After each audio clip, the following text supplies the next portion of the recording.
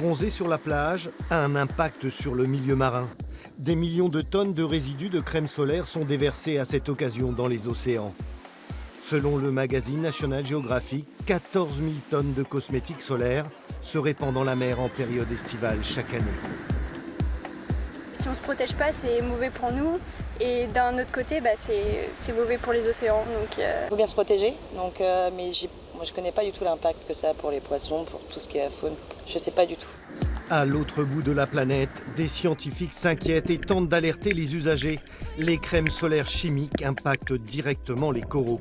Certaines molécules, comme l'oxybenzone, le dioxyde de zinc ou l'oxyde de titane, les blanchissent et les font mourir. Et lorsque 1% des coraux préservent 25% de la biodiversité des océans, imaginez-vous le désastre. Le problème de ces ingrédients contenus dans les crèmes solaires cause aussi d'autres impacts sur la santé du corail, empêche la reproduction, les coraux deviennent stériles.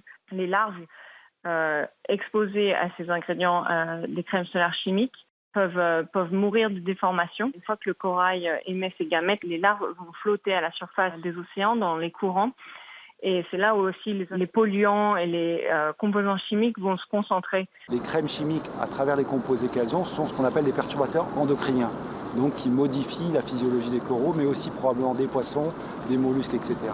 Donc elles doivent probablement jouer, que ce soit dans le tropical sur les récifs ou sur les côtes de l'Atlantique ou de la Méditerranée, évidemment sur la chaîne alimentaire et sur les animaux, et voire les végétaux. Pour en savoir plus, nous nous sommes rendus dans le laboratoire de pharmacologie cosmétologie du CHU de Nantes. Ces chercheuses étudient et observent ces fameux filtres anti-UV. On diminue la pollution, enfin même le risque de pollution, en créant des produits particulièrement résistants à l'eau. Difficile choix entre protéger les usagers contre des mélanomes et préserver la biodiversité des océans. À l'IFREMER de Nantes, le discours scientifique est pourtant clair. Il y a plusieurs preuves comme quoi ces filtres UV sont présents dans le milieu. Déjà, ils sont présents dans le milieu marin, donc on va les retrouver dans les eaux, dans le sédiment, dans les bivalves marins, par exemple les moules ou les huîtres. Et ensuite, il y a des travaux espagnols qui ont pu montrer que ces contaminants, les filtres UV, allaient être retrouvés dans les prédateurs supérieurs, donc dans les dauphins en particulier de l'Atlantique Sud. Face à l'urgence du réchauffement climatique et alertée par cette problématique, Brune Poirson, secrétaire d'État à la transition écologique, veut apporter des réponses. Nous avons regardé et fait une étude détaillée de la littérature scientifique.